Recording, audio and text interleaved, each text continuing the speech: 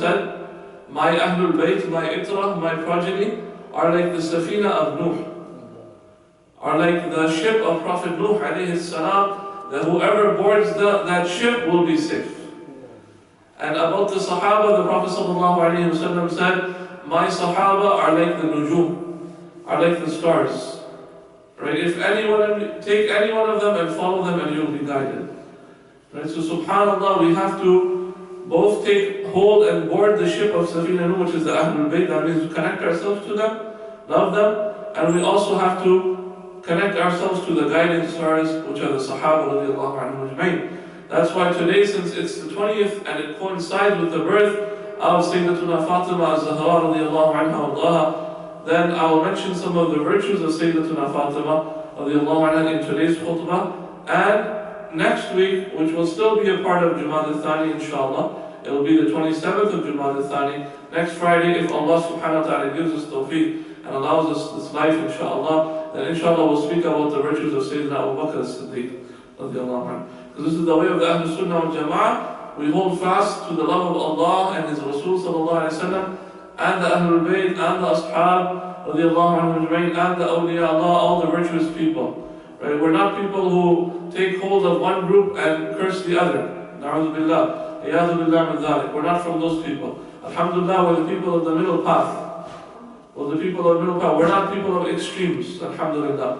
So, Sayyidatuna Fatima az-Zahra radiallahu anha, and it happens that yesterday was International Women's Day. Alhamdulillah, according to the worldly calendar that we live in, yesterday was International Women's Day, and what better a day to remember the best woman and the greatest woman that has ever been created, the daughter of Rasulullah sallallahu alayhi wa sallam. For indeed the Prophet sallallahu alayhi wa sallam gave her a bishara and gave her the glad tidings in this world that Anti, you are Sayyidatul Nisa'i al-Alamin, and that you are Sayyidatul Nisa'i Ahlul Jannah, that you are the leader of the women of paradise, my daughter. Radiallahu anha. Subhanallah. In this world she received such a title, that she was given the title of being not only a Jannati, a person of Jannah, but the leader of all the women in Jannah. And in another narration, Sayyidatul Nisa'i al-Alamin, that you are the leader of the women of all the worlds. Whether it be this world, the physical humans, or the Hurul Ain, which are in Jannah, which are another type of creation, right? You are still the leader of those creation, of all those women in all the worlds, radiallahu anha. Subhanallah, Sayyidatuna Fatima az-Zahra radiallahu anha has a great maqam and a great station before Allah subhanahu wa ta'ala. And her connection to the Messenger of Allah sallallahu alayhi wa sallam surpassed her other sisters.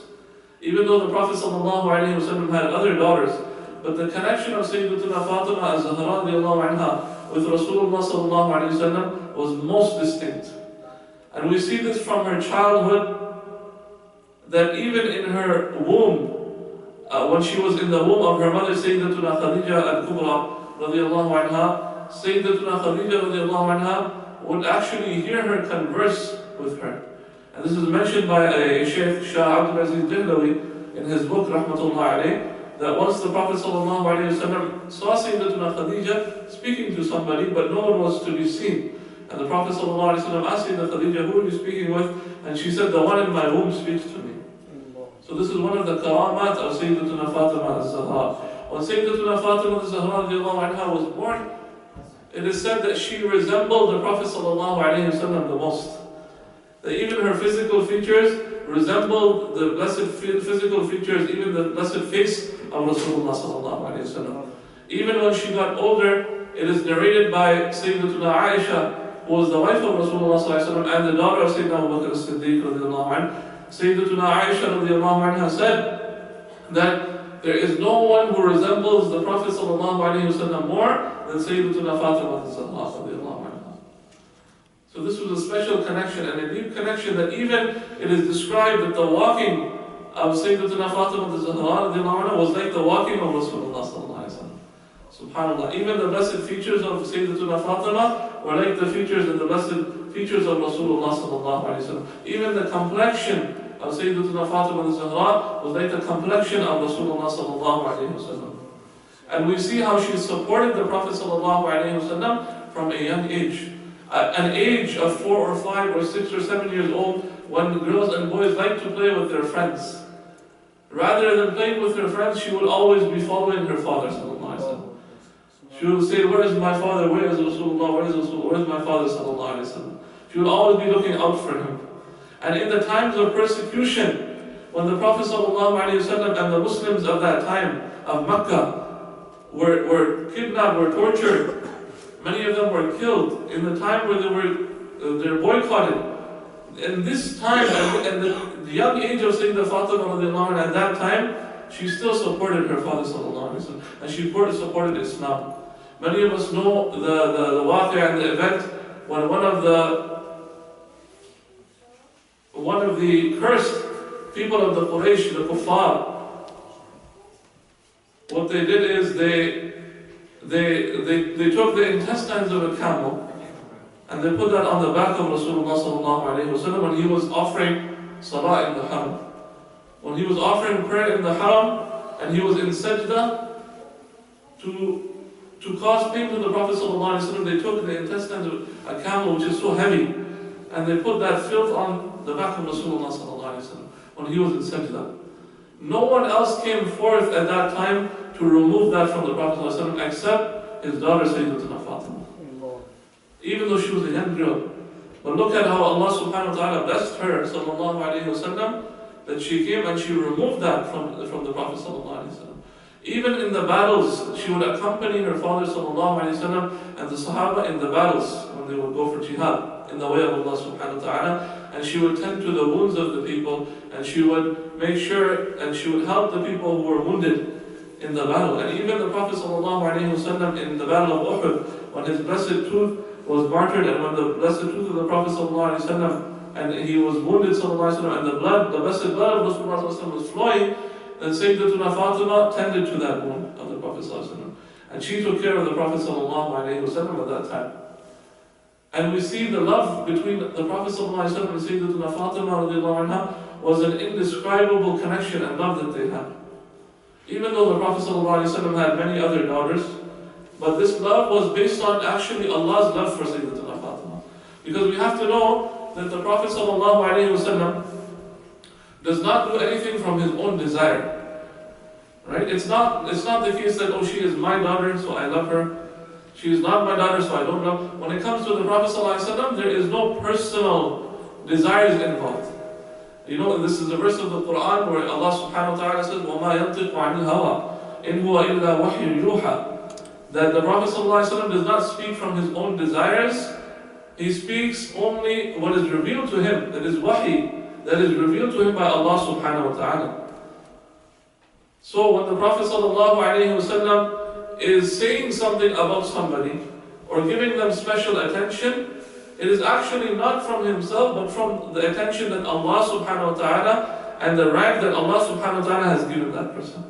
For example, anytime the Prophet ﷺ would travel out of the city, out of, for example, Medina to Munawwar, after the hijrah, after the migration to Medina, whenever he would leave his home and travel to some faraway city or land, or for an expedition or for jihad, he would visit Sayyidatuna Fatima.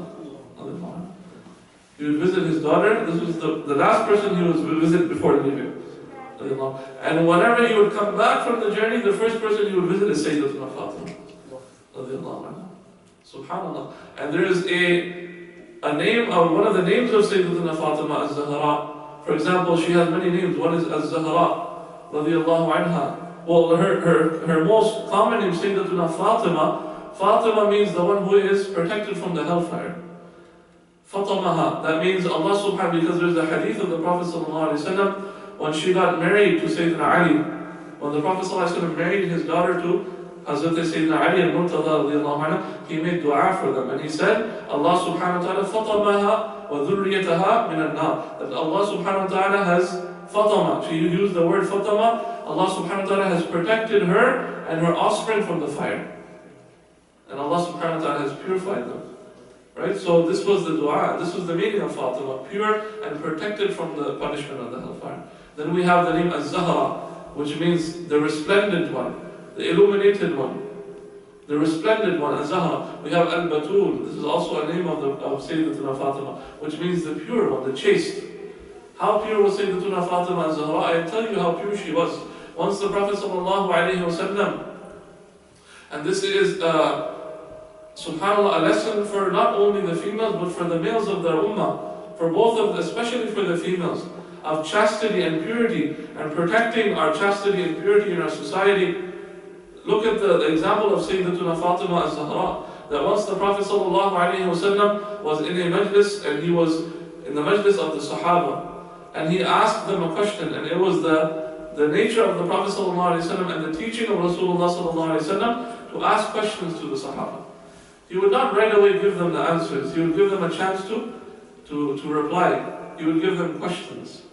This was the way, the method that the Prophet ﷺ taught with. This was the wisdom. So once he asked the Sahaba radiallahu anhum, "O my companions, what is the best quality of a woman? What is the best quality of a woman?" And the Sahaba did not know the answer. Sayyidina Ali was also mawjood in that gathering. And he had already been married to the daughter of the Prophet ﷺ at that time.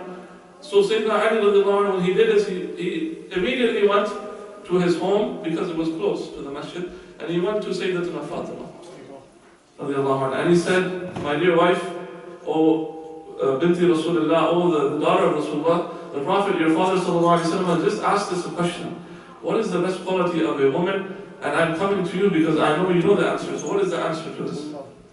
So what did she say? And this is just one sentence, my dear brothers and sisters, one sentence of Sayyidatuna Fatima Az-Zahra, and it is the crux and the subhanAllah, the core teaching, that if we follow it, our communities will be safe. If we don't follow it, our communities will be destroyed. What did she say? Her answer was that the best quality of a woman is that she does not look at a ghair mahram, and that a ghair mahram does not look at her. That she does not look at a ghair mahram, and that a ghair mahram does not look at her. This is Sayyidatuna Fatima Az-Zahra. Then Sayyidina Ali radiallahu anhu, he rushed back to the Prophet ﷺ, and he said, "I know the answer." And the Prophet ﷺ was smiling because he knew where he got the answer from. And Sayyidina Ali said, this is what the best quality of a woman is, that she does not look at a ghair mahram, and that a ghair mahram does not look at her. And the Prophet ﷺ said, "Where did you get this answer?" He knew. He said, "From your daughter Sayyidatuna Fatima." And the Prophet ﷺ then said, and he was happy, and he said, "Hiya bad'atun minni." Hiya bad'atun minni. That she, Sayyidatuna Fatima, is an integral part of me. She is a piece of me. She is from my essence. For when he heard that answer, and he knew, he said, "Hiya bad'atun minni." And these words, my dear brothers and sisters, are great words coming from Rasulullah. As I mentioned, he does not speak from his desires. This is what was revealed to him, that he said, "Hiya bad'atun minni," that she is an integral piece, and she is from my essence. And the ulama, even the great fuqaha, for example, Imam Malik, Imam Ahmad bin Hanbal, radiallahu anhuma, they were of the opinion, and many after them, they said, because of this statement of Rasulullah sallallahu alayhi wasallam, "Hiya bad'atun minni," that she is from my essence, because of this statement of Rasulullah sallallahu alayhi wasallam, this powerful statement, that they were of the opinion that after the Prophet ﷺ, no one is more afdal than Sayyidatuna Fatima Az-Zahra. That after the Prophet ﷺ, from the creation, the greatest creation after Rasulullah ﷺ, who has the greatest rank with Allah, is Sayyidatuna Fatima Az-Zahra, based on the statement of the Prophet ﷺ, "Hiya bad'atun minni," because she is from my essence. She is from my essence. She is an integral part of me. Why? Because if the Prophet ﷺ is the greatest creation, then anything which is coming from him has to be great, has to be afdal. For example, if you take gold from a gold mine, it has the same qualities as the gold.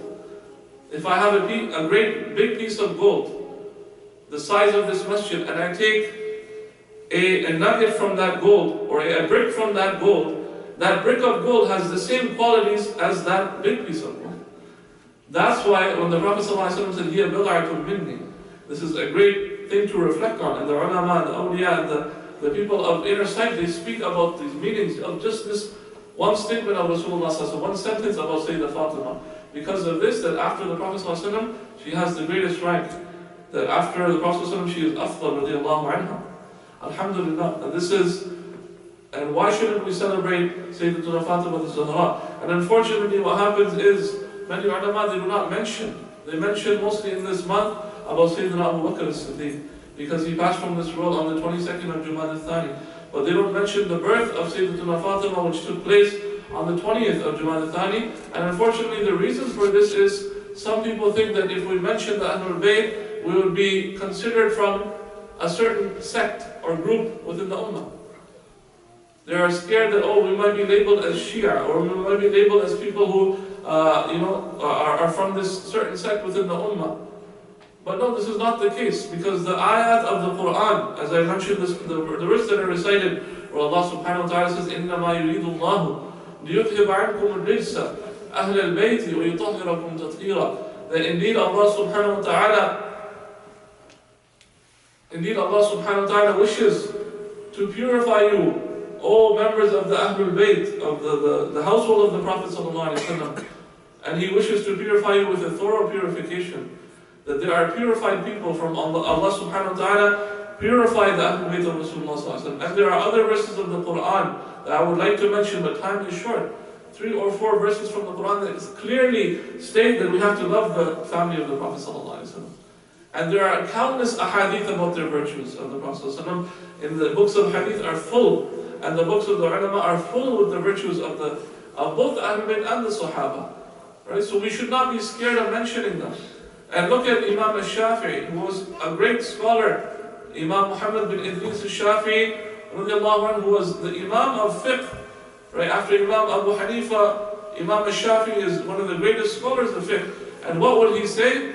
He said that if I praise the Ahlul Bayt of the Prophet ﷺ, if I recite the virtues, and people can call me a Shia, I don't care. They can call me Shia if they want. They can call me a Rafidi if they want. That doesn't concern me. Why? Because I'm doing the thing that Allah loves. I'm doing the thing that Allah and His Prophet ﷺ have told me to do. What did the Sahaba do? So look at the word of Sayyidina Abu Bakr as-Siddiq. Sayyidina Abu Bakr as-Siddiq radiallahu anhu said, إِرْقَبُوا مُحَمَّدًا صَلَّى اللَّهُ عَلَيْهِ وسلم فِي أَهْلِ بَيْتِهِ. He said, honor the Messenger of Allah by honoring the members of his family. Who is saying this? Sayyidina Abu Bakr as-Siddiq. So there was a love and connection between the Sahaba and the Ahlul Bayt. And they knew each other's maqam and station. And they knew that they had to live in harmony and peace. Yes, there were fitna between them, and there is history that shows that, but we do not go into those trials and tribulations. Right? This is from the qadr of Allah subhanahu wa ta'ala. But what we know is that we have to respect both the Ahlul Bayt and the Sahaba. And we shouldn't be scared to mention the virtues of the Ahlul Bayt. Alhamdulillah, and I'm going to end off with a few points that, International Women's Day, days like that, days like Mother's Day, Father's Day, many people, they criticize these days, and they say, and from the Muslim Ummah I'm saying, and even scholars and students of knowledge, they have their opinion. They say, why should we celebrate one day? Every day for us should be Mother's Day. Every day for us should be Father's Day. Every day should be International Women's Day. Every day we should respect. But the reality of the matter, my dear brothers and sisters, we do not do this every day. If we actually take ourselves to account, do we respect our mothers every day? Do we respect our fathers every day? The way we should be doing? I'm talking about myself before anybody else. Right? Do we respect our wives the way they should be respected every day? Do we respect our daughters the way that they should be respected every day? Do we respect our sisters the way they should be respected? Our mothers, our fathers, our family members the way they should be respected every day? No. So instead of making it a negative thing and saying, oh, this is, we shouldn't, instead of attacking Mother's Day or attacking International Women's Day, we should say, Alhamdulillah, okay, let's accept the day and do something, but also keep it continuous. Right? Why not accept the day, okay? Do something special for the women in our household.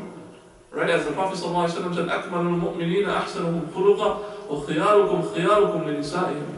The Prophet ﷺ said, the most perfect mu'min, أَكْمَلُ الْمُؤْمِنِينَ, the most perfected believer,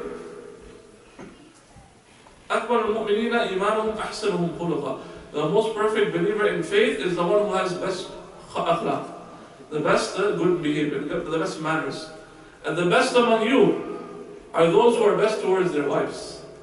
And the best among those people, are the best among you, are those who are best towards nisa'im, to their wives, to their spouses, right? So subhanAllah, this is the teaching of Rasul, and there are many other teachings, right? But we accept these days, we don't attack them, but at the same time, it's a reminder that we should be doing this every day. That as a Muslim, of course, we should be doing it throughout the year, throughout every day, but at the same time, we do not attack it, right? Don't attack, because it's an opportunity, it's a reminder for us, yes, that in Islam, it's not only one day, it's more than that, but at the same time, do it, celebrate at that day, and then keep celebrating on and on, inshallah. May Allah subhanahu wa ta'ala give us tawfiq, may Allah subhanahu wa ta'ala forgive our sins, may Allah subhanahu wa ta'ala encompass us in His mercy, His divine mercy, and with His love and the love of His Prophet sallallahu alaihi wasallam, and the Ahlul Bayt and the Sahaba and the Awliya Allah and the Salihin. May Allah subhanahu wa ta'ala bridge the gaps within the Ummah. May Allah subhanahu wa ta'ala relieve the suffering from the Ummah of Rasulullah sallallahu alaihi wasallam. What's happening in Sham, in Palestine, in Burma, may Allah subhanahu wa ta'ala grant relief for those who are suffering from the Ummah. May Allah subhanahu wa ta'ala take hold of the Zalimun and those people who are the oppressors, and take hold of them and remove them from the earth, Ya Arhamar Rahimin. May Allah subhanahu wa ta'ala give shifa and afiyah for those who are suffering, those who are ill, those who are sick in any form. May Allah subhanahu wa ta'ala, we ask you, Ya Arhamar Rahimin, for the sake of your Habib sallallahu alayhi wa sallam, as-Sadiq al-Amin, that you grant relief to those who are suffering and raise the darajat of those who have passed away from the Ummah Muhammadiyya sallallahu alayhi wa sallam, and forgive them and raise their rank and give them Jannatul Firdaus in the presence of your Prophet sallallahu alayhi wa sallam, and witnessing you, Ya Arhamar Rahimin, sallallahu alayhi wa sallam, wa ala alihi wa sallam. غرباء غرباء